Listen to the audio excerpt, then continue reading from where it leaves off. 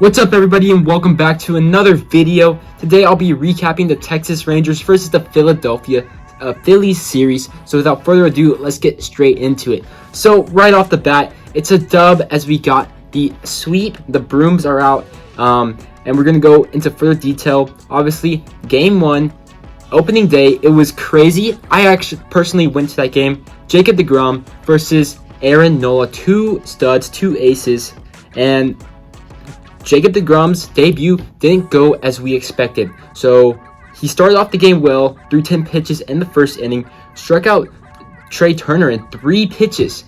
That's insane.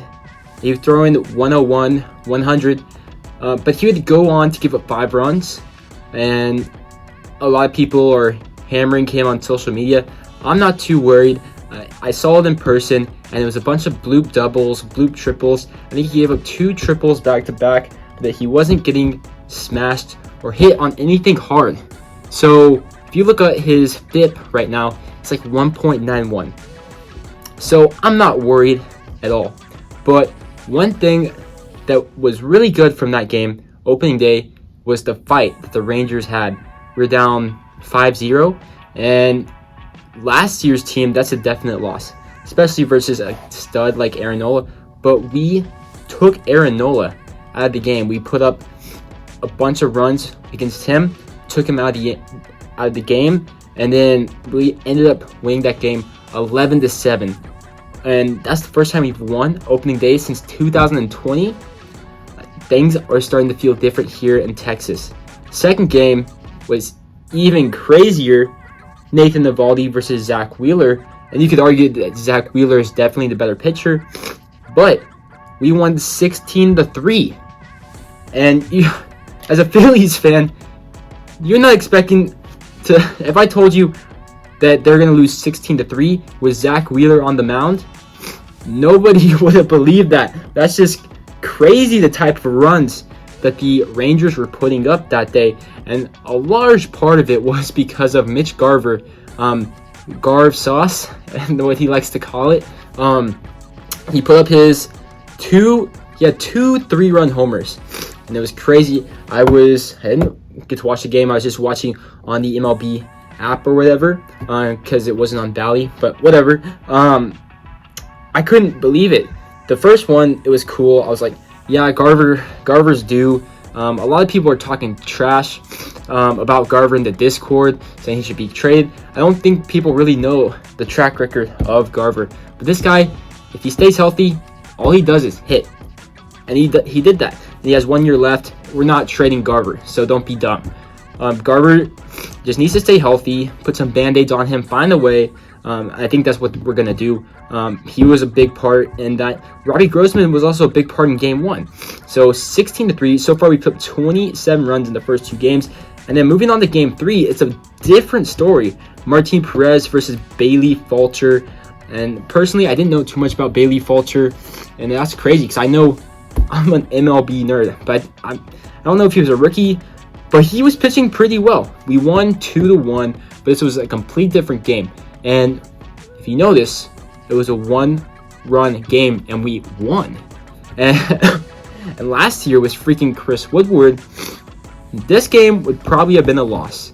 And there were some strategic moves down the end by Bruce Bochy that really helped us most likely get the win. So he brought in, what's his face? Our left-handed reliever, Brock Burke. He brought him in for Martin Perez to face Christian Pache. Got him out, and most likely you think, okay, he's coming in for the next inning. No, he brings in Jonathan Hernandez, and Hernandez has looked really good so far this season, and he locked it down.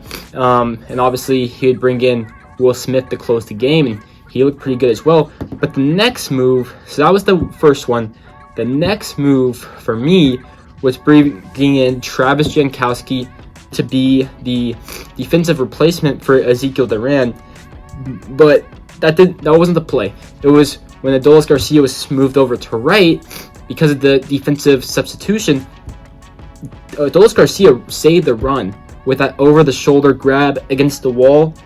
That was a really great move, both by Garcia and by Bochy. Who knows if Chris Woodward would be doing this, but I just think it's great that we won a 1-run game and we swept the Philadelphia Phillies.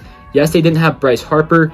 Yes, they didn't have Rhys Hoskins, but they're still a solid team, and they added Trey Turner. So, and they went to the World Series last year. So I still think that's a good series for the Texas Rangers.